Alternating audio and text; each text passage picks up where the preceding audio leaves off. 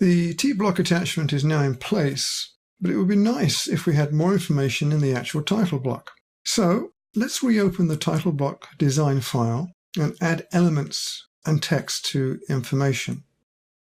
So we'll go to File and Open, and we'll open the T-block design file. And here we see our standard title block. Let's zoom in a little, and let's add some text. Move that so we can see, and zoom out a little bit. And let me add some text.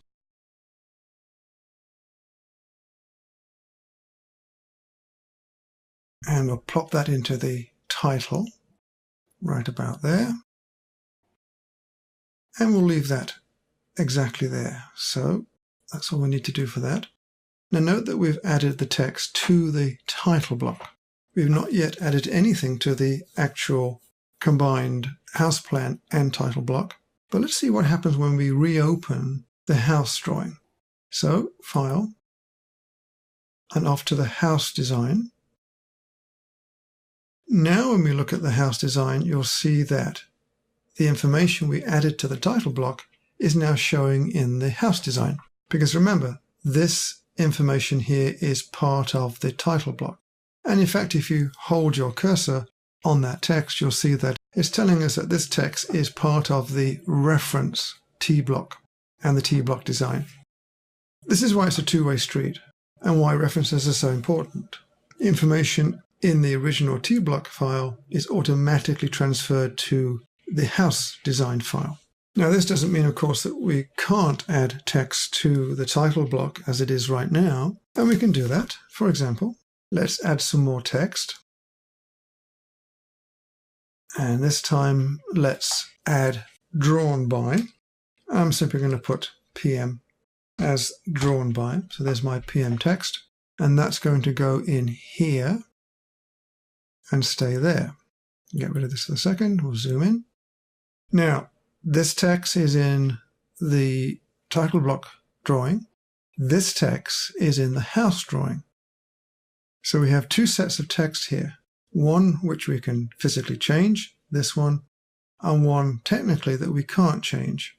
We could in fact change this. If we opened the reference settings file, selected our reference, went to Tools, and went to Activate. Now Activate actually opens the selected reference file, in this case the T-block design, and allows us to actually edit the contents of that file. Let's just try that. So we'll click on Activate, and you'll see that the boundary of the T-block file has turned to a grey color rather than red, indicating that we are now working in this file. And if we zoom in, we can actually edit this. So let's go to Edit Text. Let's change that to Peter A. Man and click back. And that's now changed. Zoom out a little bit. Now that's changed in the T-block file. Let's go to Tools again. And now we can deactivate that T-block file. Deactivate. We're back into the system. If we select this, we can now see the red boundary, which means that we're seeing the reference T-block file in our house plan. Let's go back to the T-block design file. And we see that we have edited the text and it's been edited in the other design file. So you do have to be a little careful with this. While you can edit the reference file while still in the master file, you must realize that you've affected that original file, and that may not be what you want. Certainly would not be what you want if you're working in collaboration with other designers who are working on their own sets of designs, which are being referenced into your main drawing. So a little caution, but a very effective process. Now I'm going to go back to the house design file. And I just want to impress upon you one small thing. Since this text resides with the T-block file, whereas this text resides in the house file, it's important not to move this reference file. Otherwise, this text will become out of alignment with this title block, whereas this text will remain in alignment because it actually belongs to the tblock file. So added text on top of a reference file needs to maintain alignment, and to do that, you avoid moving the reference file. Now, at this point, it will be helpful to take a moment to fully understand what you've just done. You have attached a title block file, which now contains basic title information, to the house design file.